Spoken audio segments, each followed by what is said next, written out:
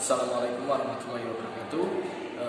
Perkenalkan, kami dari kelompok 3. Di sini kami akan melakukan presentasi guna memenuhi ulangan tengah semester mata kuliah metodologi studi Islam. Sebelum kami mulai presentasi, izinkan kami memperkenalkan diri. Saya Muhammad Salman Saizi dengan NIM 2521065 dan rekan saya Sukma Abdul Mahya dengan NIM 2521070. Materi yang akan kami presentasikan pada kali ini adalah pembahasan tentang kebenaran Al-Quran dalam tinjauan ilmu pengetahuan. Sebelum kita memulai, Al-Quran adalah satu mukjizat agung yang diturunkan oleh Allah Subhanahu Wa Taala terhadap Nabi Muhammad SAW. Merupakan salah satu kitab yang diturunkan guna menyempurnakan kitab-kitab sebelumnya yang pernah Allah turunkan kepada Rasul-Rasulnya. Tentu karena ini merupakan salah satu kepercayaan yang notabene yang memiliki kontras terhadap kepercayaan yang lain. Ada kalangan yang akan membenci agama Islam ini. Namun mereka membenci dari mungkin mereka mengatakan bahwa Al-Quran itu adalah hal yang dikatakan oleh Muhammad sebagai manusia biasa. Namun sebagai umat Islam kita mengakui bahwa Al-Quran adalah satu wahyu yang turun langsung dari Allah Subhanahu Wa Taala melalui perantara malaikat Jibril dan diturunkan kepada Muhammad SAW.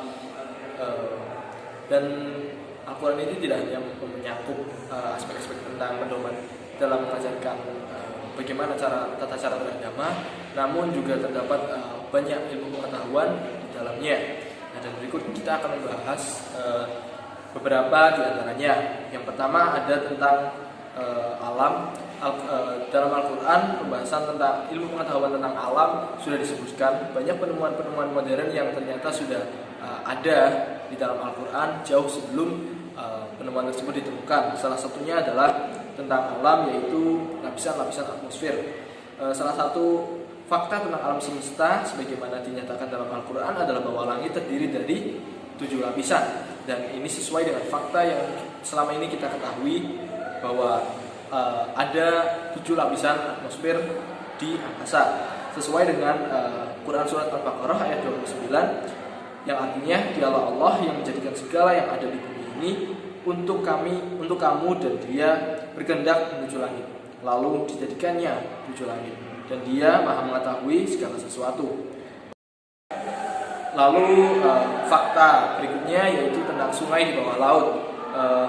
Mr. Jacques Cousteau adalah seorang ahli oceanographer dan ahli selam terkemuka di Prancis. Orang tua yang berambut putih ini sepanjang hidupnya menyelam ke berbagai dasar samudra di seantero dunia dan membuat film dokumentari tentang keindahan dasar lautan. Pada suatu hari ketika dia sedang melakukan eksplorasi di bawah laut, tiba-tiba dia menemui beberapa kumpulan mata air tawar segar yang sangat sedap rasanya. Seolah-olah ada dinding atau membran yang membatasi keduanya.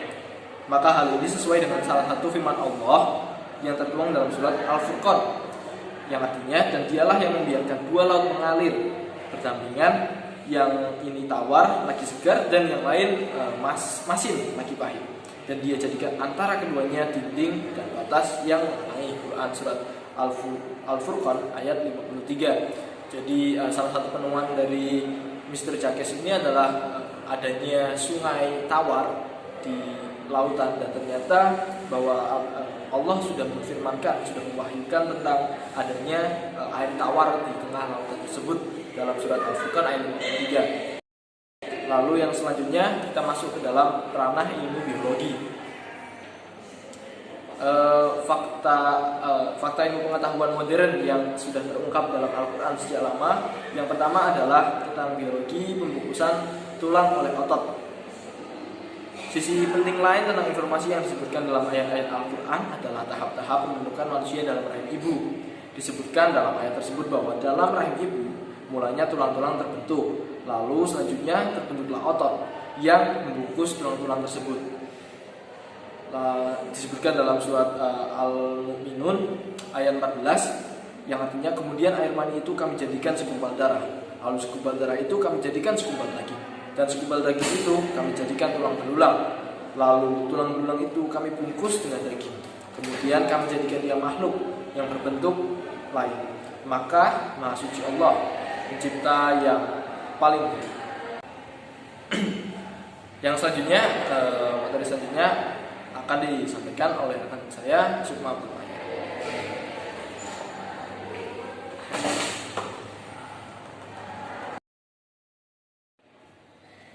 Oke, baik, selanjutnya saya akan menjelaskan masih tentang seputar mengenai ilmu biologi, yaitu sidik jari.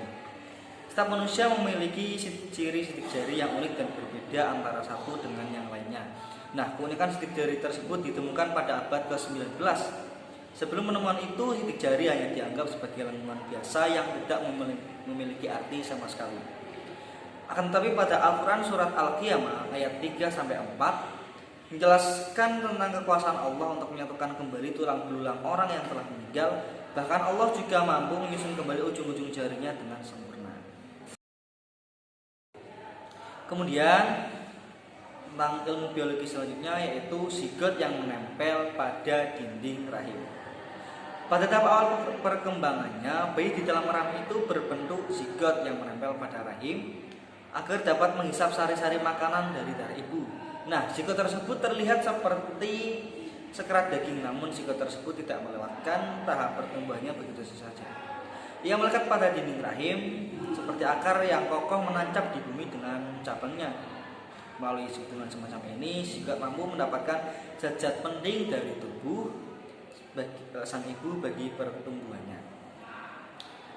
Informasi ini ditemukan oleh embriologi modern.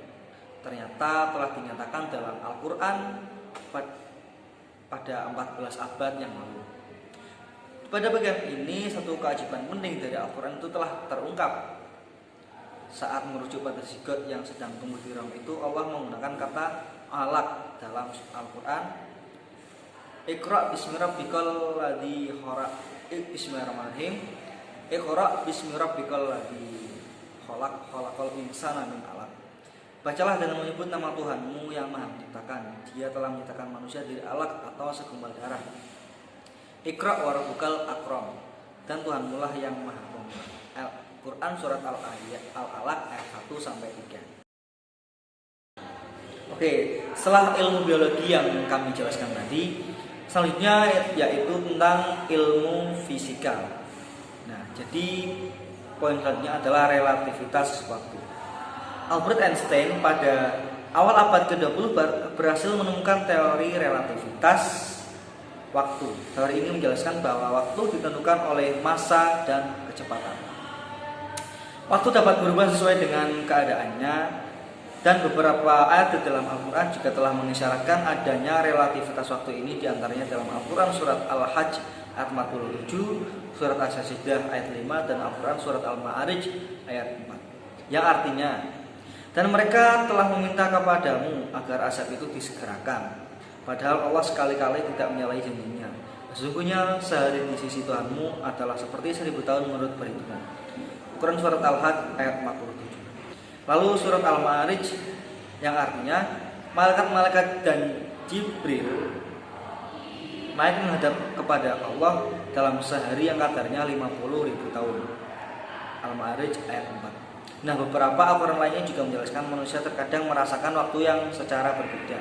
Waktu yang singkat dapat terasa lama, dan begitu juga sebaliknya. Begitu besar mukjizat Al-Quran ini, betapa banyaknya rahasia-rahasia besar di dalam Al-Quran yang terungkap di masa modern ini. Namun sudah dijelaskan oleh Allah langsung di dalam Al-Quran.